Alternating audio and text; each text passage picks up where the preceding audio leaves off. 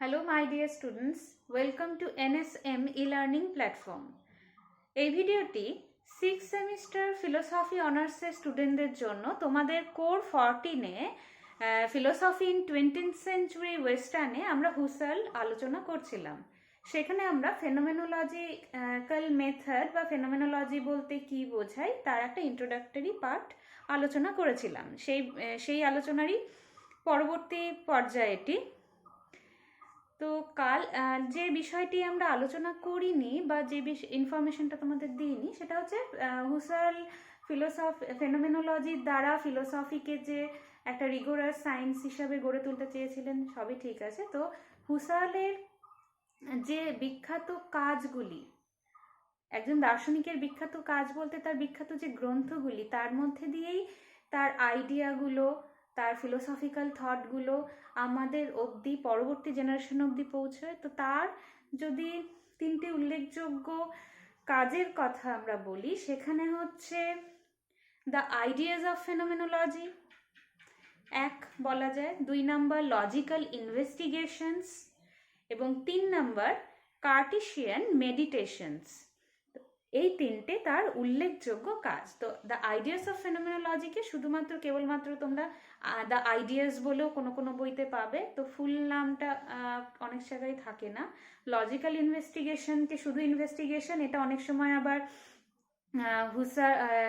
উইটগেনস্টাইনের সাথে একটু গুলিয়ে যায়। তো এই বিষয়গুলো একটু খেয়াল রাখবে। কার্টেসিয়ান মেডিটেশন তার আরেকটি ভীষণই উল্লেখযোগ্য কাজ। তো ফেনোমেনোলজি কি এবং ফেনোমেনোলজি কনসিয়াসনেস নিয়ে কি ধরনের আলোচনা করে তা নিয়ে আমরা আগের দিন আলোচনা করেছি বা আগের ভিডিওতে আলোচনা করেছি। তো আজকে আরেকটু বলবো যে এই যে philosophy as a rigorous science গড়ে তুলতে গিয়ে তিনি যে হুসার্ল যে মূল বিষয়টি আমাদের সামনে তুলে ধরলেন সেটা হচ্ছে যে ফেনোমেনন বা appearance, what is given to our experience, আগের দিনও বলেছি। তো what is given to our experience via hour sense organ. তো যা কিছু আমরা পাচ্ছি তার সম্পর্কে যে আমাদের জ্ঞান হচ্ছে, সেই জ্ঞানটা কেমন হতে হবে? সেই জ্ঞানটা হতে হবে প্রিসাপোজিশনলেস, বা তার মধ্যে কোনো স্পেকুলেশন থাকা চলবে না। যে কোনো কিছু ধরে নেওয়া যে এটা আগের থেকেই আছে, বর্তমান, তারপরেই আমার এই জ্ঞানটা সম্ভব হয়েছে, এই ধরে নেওয়ার বিষয়গুলির জন্যই ফিলোসফি তার ফাউন্ডেশনাল ফিলোসফির যে স্থান সেটা কিন্তু হারিয়েছিল। আর সেই হারিয়ে যাওয়া জায়গাটাকেই পুনরুদ্ধার করতে চাইছে ফেনোমেনোলজি। তাই ফেনোমেনোলজিকে খুব সতর্কতার সঙ্গে তার কার্যপথ নির্ধারণ করতে হবে। এটা হুসার্ল খুব ভালো করে বুঝে গেছিলেন। তো সায়েন্স অফ অল সায়েন্স, এই বিষয়টা কিন্তু খুব সহজলভ্য নয়। এই বিষয়টা যদি আমাদের করতে হয়, কাদের? ফেনোমেনোলজিস্ট যারা, তাদের যদি এই বিষয়টাকে প্রতিস্থাপন করতে হয় তাহলে তাদেরকে খুব সতর্কতার সঙ্গে অগ্রসর হতে হবে। ফলে কোনো কিছু ধরে নেওয়া চলবে না। এখানে কিছু রিজেকশনস রয়েছে। হুসার্ল বেশ কিছু রিজেকশন বা রিজেক্ট করেছেন আগের যে থটগুলো। তার মধ্যে ন্যাচুরালিজম বা natural science and social science, materialistic reduction. তাহলে কাদের রিজেক্ট করছে? Natural science, social science, materialistic reduction, scientific theories, positivism, naturalism. এই যে সায়েন্টিফিক থিওরিজ বলতেই পারো যে সায়েন্স, তো সায়েন্টিফিক থিওরিজ, কিন্তু না, এদেরকে নেওয়া চলবে না। সায়েন্টিফিক থিওরিজ, পজিটিভিজম, ন্যাচুরালিজম তারা রিজেক্টেড হচ্ছে বিকজ অফ তারা এই যে অবজেক্টিভ ওয়ার্ল্ডটা, তাদেরকে কিন্তু অবজেক্টিভ ওয়ার্ল্ডটাকে তারা গ্রান্টেড করে নিচ্ছে, তারা ধরে নিচ্ছে যে এই অবজেক্টিভ ওয়ার্ল্ডটা এক্সিস্ট করছে। তো এই যে এক্সিস্টেন্সের প্রিসাপোজিশন করে নেওয়া, অনুমানে ধরে নেওয়া, এই ধরে নেওয়ার জন্য হুসার্ল এদেরকেও কি করলেন? রিজেক্ট করলেন। এরপর সাইকোলজি আর হিস্টোরিসিজম, এদেরকেও তিনি রিজেক্ট করলেন।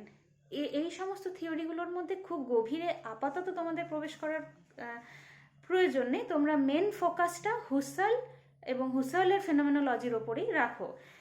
তো তাও বলে রাখি যে এই যে সাইকোলজি, যদিও ব্রেন্টানো তারই স্টুডেন্ট ছিলেন হুসাল, তো সাইকোলজিকেও তিনি রিজেক্ট করছেন, কারণ যে কনসিয়াসনেস নিয়ে সাইকোলজি কাজ করে সেখানে সেই কনসিয়াসনেসটাতে শুধুমাত্র ইম্পেরিক্যাল ওয়ার্ল্ডকেই ধরে নেওয়া হয়, কোনো ট্রান্সেন্ডেন্টাল ওয়ার্ল্ডের কথা বা ট্রান্সেন্ডেন্টাল যে ধরে নাও তোমার কনসিয়াসনেসের কথা সেখানে স্বীকার করা হয় না বা আলোচনা করা হয় না।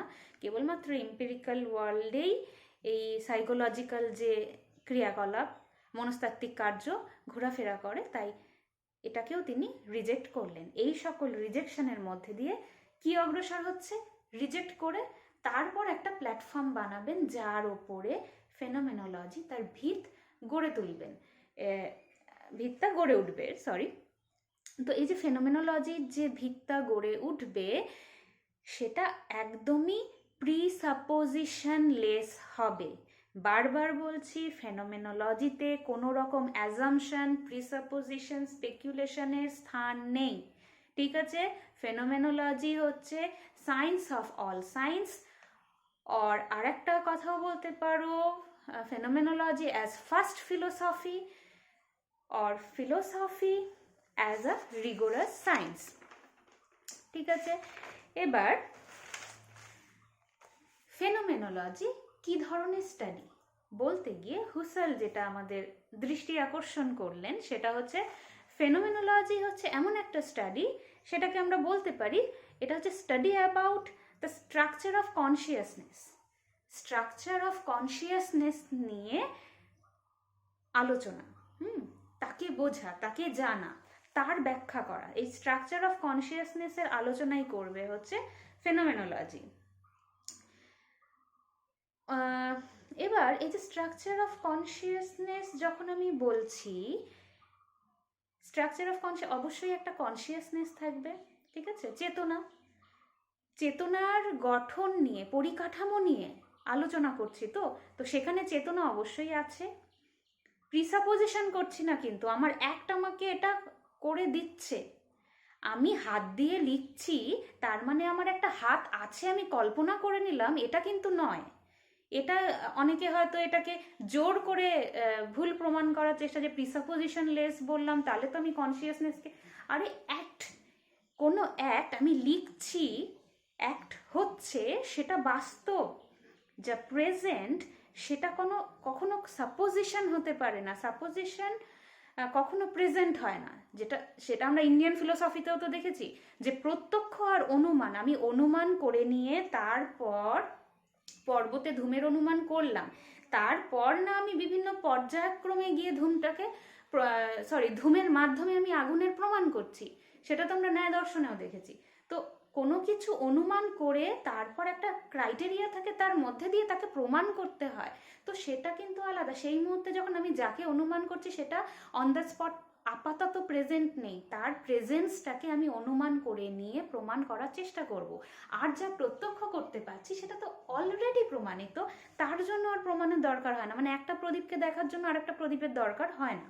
ঠিক ওরকমভাবে আমি লিখছি মানে আমি একটা হাতের কল্পনা অনুমান করে নিলাম, সেটা কিন্তু হয় না।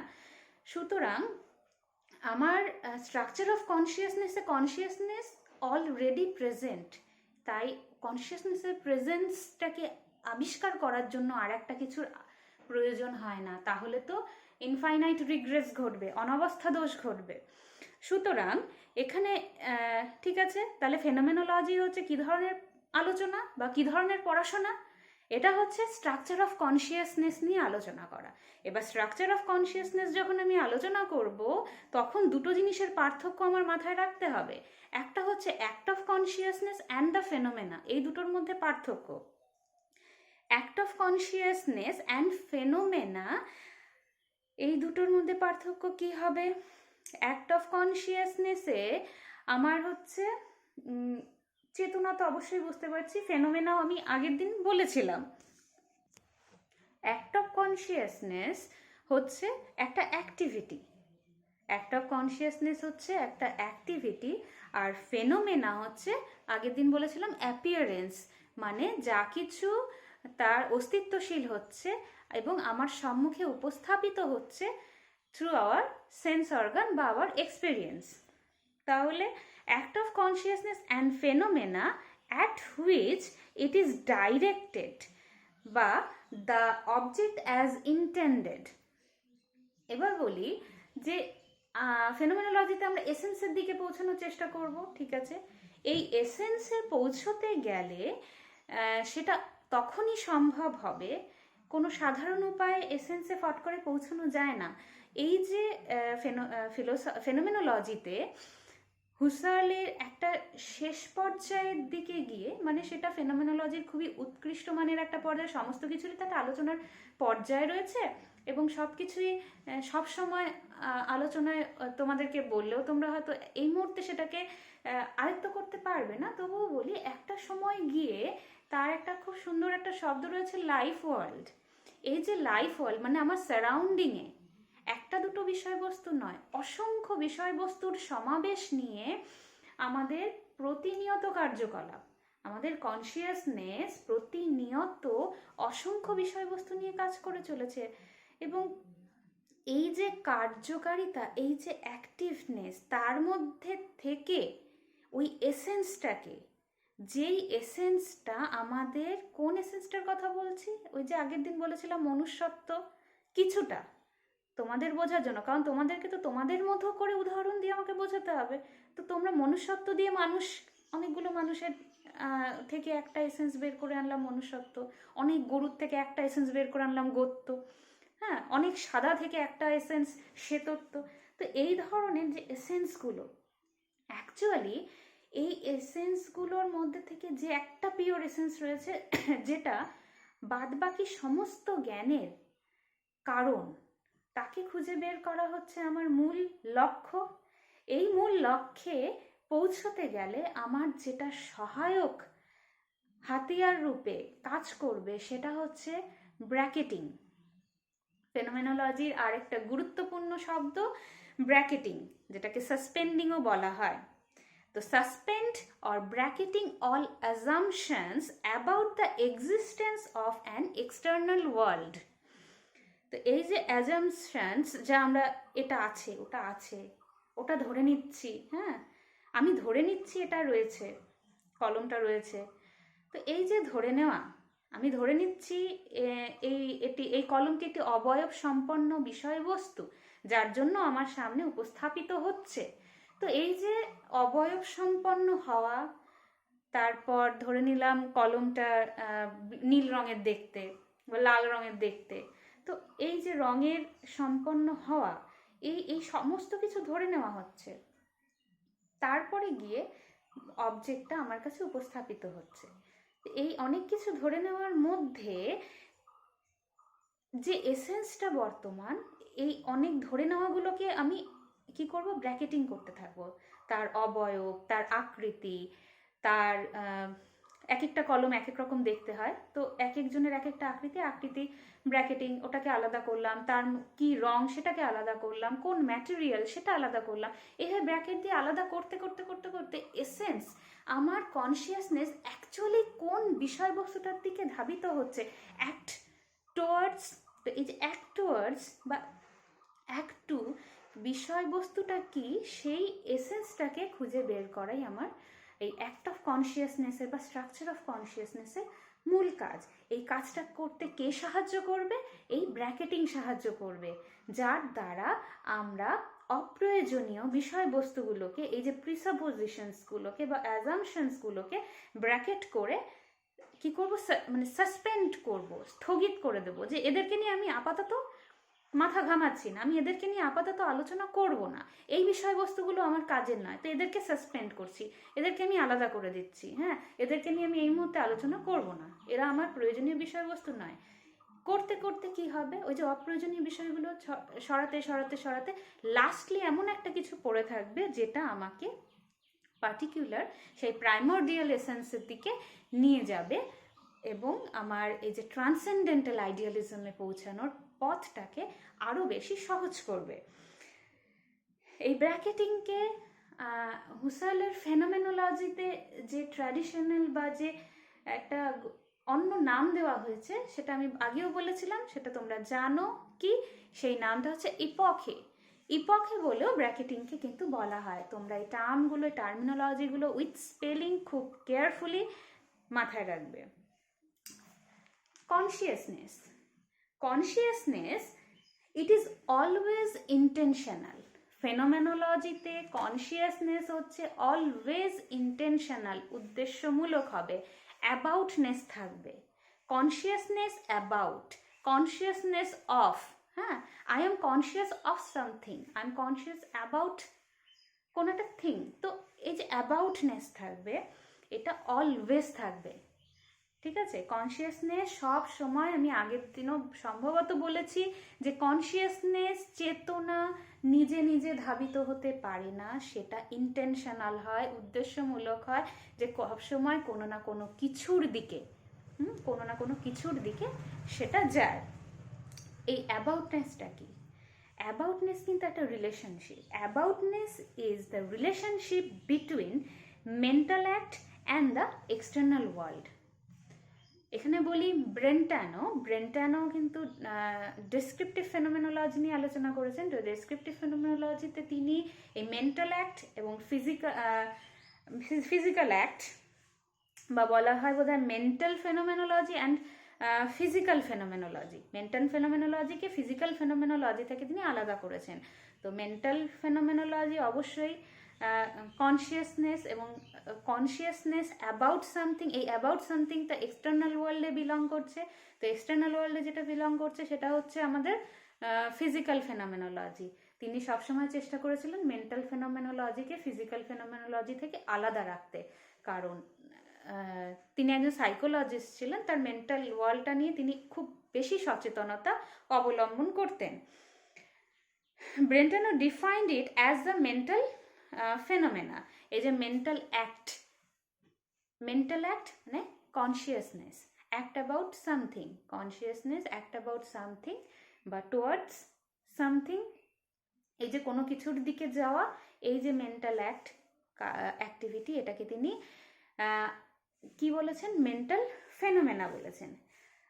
ইন্টেনশনাল অবজেক্ট, এই ইন্টেনশনাল অবজেক্ট কাকে বলে? Intentional object, every psychological act বা বলতে পারো মেন্টাল ফেনোমেনা, যেটা বললাম এই যে মানসিক ক্রিয়াকলাপ, has content. Every mental phenomena has content, তার একটা বিষয়বস্তু থাকে, ডাইরেক্টেড টু অ্যান অবজেক্ট।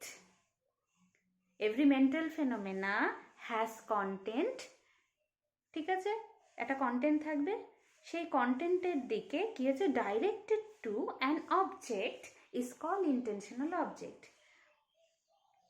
বোঝা গেল যে এই যে আমাদের মানসিক ক্রিয়াকলাপ, তার একটা বিষয়বস্তু থাকবে। আমি একটা কলম নিয়ে চিন্তা করছি, ঠিক আছে, চিন্তা করাটা একটা আলাদা জিনিস। যখন আমি চিন্তা করছি সেটা আমার বিষয়বস্তু, চিন্তা করার বিষয়বস্তু। আর চিন্তা করার বিষয়বস্তুটা যখন আছে, সেই বিষয়বস্তুটা রেফার করবে কাকে? একটা কলম নিয়ে চিন্তা করছি, কলম কেমন হয়, তা নিয়ে ভাবছি যে কলম তার মানে একটা লম্বা ধরনের একটা বিষয়বস্তু, যার মধ্যে একটু কালি থাকবে, তার একটা নিব থাকবে, তো সেটা দিয়ে লেখা যায়, লেখার কাজ হয়। আমি এভাবে কলমের একটা ডেফিনেশন মাথায় মনে মনে ভাবছি, চিন্তা করছি। তো যখন এটা ভাবছি, এই যে কালি থাকা, তার একটা নিব থাকা, তো এই এতটা বিষয় আমি জানলাম কি করে, আমি ভাবতে পারলাম কি করে, এই আইডিয়াটা কি করে আসলো? Consciousness equal to ideas. এই যে আইডিয়াগুলো আমি অ্যাকোয়ার করলাম, সেটা কিভাবে হলো? কারণ কি হচ্ছে? ডাইরেক্টেড টু দ্যাট অবজেক্ট হচ্ছে। তো কারণ ওই অবজেক্টটা আমি দেখেছি, আছে, এই মুহূর্তে হয়তো আমার চোখের সামনেই আছে, ঠিক আছে। তো যখনই আমি একটা কলম খুঁজছি, হ্যাঁ এই তো পেয়ে গেছি, যেটা ভাবছিলাম, হ্যাঁ এটা ঠিক সেই রকমই। তো এই যে আমার চিন্তার সাথে ওই অবজেক্টের উপস্থিতি, তখনই ইন্টেন্টেড টুয়ার্ডস, এটাই আমার ইন্টেনশনাল অবজেক্ট।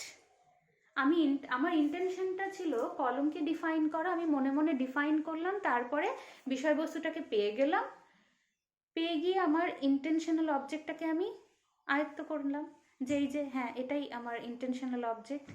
এইভাবে বলা যায় যে প্রত্যেকটা এভরি বিলিভ ডিজায়ার সবারই কিন্তু এই রকম ইন্টেনশনাল অবজেক্ট থাকবে। আজকের আমরা এখনো পুরোপুরি ইন্টেনশনালিটিতে প্রবেশ করে যাইনি, ইন্টেনশনালিটিতে প্রবেশ করব। তোমরা এই যে কনসিয়াসনেস কি, স্ট্রাকচার অফ কনসিয়াসনেস কি, বা কনসিয়াসনেস অ্যান্ড ফেনোমেনা এরা কিভাবে পাশাপাশি যাচ্ছে, ছোট ছোট যে কথাগুলো, যে অ্যাক্ট অফ কনসিয়াসনেস, ফেনোমেনা, তারপর দ্য অবজেক্ট অ্যাজ ইন্টেন্ডেড, তারপর ব্র্যাকেটিং, এই যে ছোট ছোট বিষয়গুলো তারা কি বলছে প্রত্যেকটা ডিটেলসে কিন্তু আলোচনা করা হলো। এগুলো একটু আয়ত্ত করো, তারপর আমরা মূল ইন্টেনশনালিটিতে প্রবেশ করব। কারণ ওই একই কথা আবার রিপিট হবে, তবুও একটা অন্যভাবে, যাতে এই প্রত্যেকটা বিষয় তোমাদের আয়ত্ত করতে খুব সুবিধা হয়। তাই জন্য খুব ছোট ছোট করে আলোচনাটাকে ধীরে ধীরে অগ্রসর করছি, কারণ একবারে প্রবেশ করে গেলে তখন কিন্তু সমস্যা হবে।